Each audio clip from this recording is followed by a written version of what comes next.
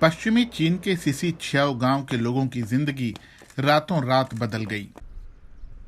पूरे चीन में ये गांव सांपों की ब्रीडिंग का बड़ा केंद्र माना जाता है, जहां एक साल में 30 लाख से ज्यादा सांप पैदा किए जाते हैं और ये सिलसिला कई दशक से चल रहा है। लेकिन अब यहाँ के लोग ये काम नहीं कर पाएंगे। इसकी वजह है कोरोना वायरस से फैली महामारी। चीन में पारंपरिक रूप से सांपों की बड़ी मांग रही है। कहीं उनसे शराब बनाई जाती है तो कहीं सूप। सांप से बने व्यंजन भी चीनी लोग बड़े शौक से खाते हैं। इसके अलावा उनसे दवाएं भी बनती हैं और कई जगहों पर सांपों की खाल से चमड़ा भी बनाया जाता है। इसीलिए सिसिछियाओ के स्नेक ब्रीडरों के लिए ये काम अच्छी आमदनी का जरिया रहा है। 75 साल के यांग योंगफा ने जिंदगी भर यही काम किया है, लेकिन चीन में वन्य जीवों के कारोबार पर लगे प्रतिबंध ने अब उनकी मुश्किलें बढ़ा दी हैं। अब ये करना आसान नहीं होगा। क्यों? क्योंकि वे जंगली जीव हैं। मैं बहुत सारे सांप पाला करता था। यहाँ पर हर परिवार सांपों की ब्रीडिंग करता है। आप देख सकते हैं कि ये पूरा गांव ही सांपों का है।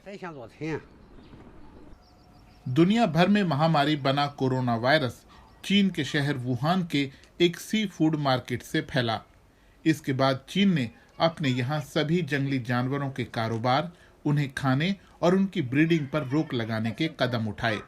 माना जाता है कि कोरोना वायरस हॉर्स शू नाम की चमगादड़ों से फैला है, लेकिन ये वायरस इंसानों में कैसे पहुंचा ये अभी साफ नहीं है। शुरुआती रिसर्च में सांपों की तरफ भी उंगलियां उठीं, लेकिन अब ज्यादातर लोग पेंगोलिनों को दोष दे रहे हैं।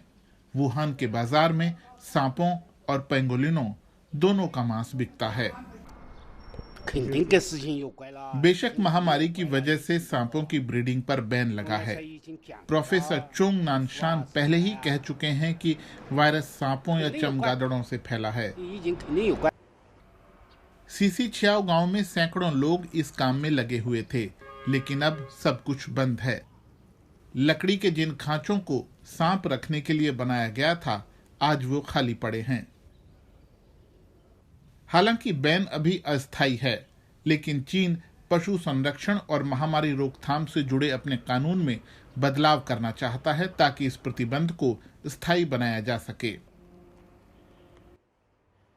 तुआन यूशिया एक ऐसे रेस्तरां की मैनेजर हैं जो सांपों से बने अपने व्यंजनों के लिए मशहूर है, लेकिन अब ना तो उनके यहाँ सांप हैं और ना ही उनका जायका लेने वाले लोग। वो रेस्तरां के उस हिस्से में है जिसे कभी सांपों को स्टोर करने के लिए इस्तेमाल किया जाता था।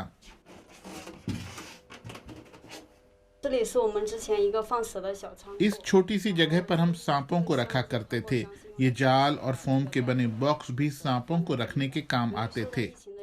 महामारी की वजह से हमने पहले ही इस जगह को पूरी तरह साफ कर दिया है। अब ये जगह खाली हो गई है।